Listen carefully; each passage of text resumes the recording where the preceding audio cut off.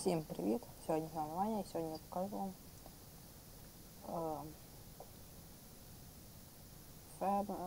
Ферм 2016. Тут проходите ринок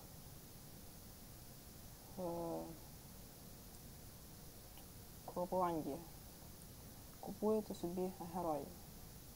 У вас буде на 2 снігурочки, у вас буде 200 тисяч. Буде у вас на 2 снігурочки і на одного ельфа.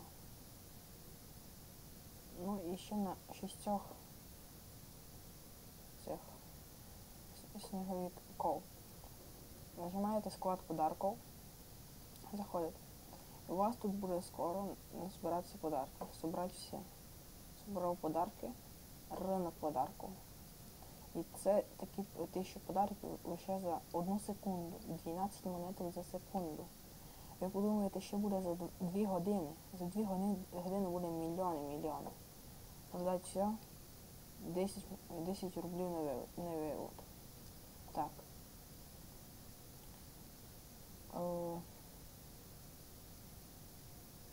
Заказати виплату. Так само, просто создаєте счет і переводите. Бачите, вже 238 за секунду. Тут лотереї різні. Так що, кому сподобалося, ставте лайки, підписуйтесь на канал. Бувайте!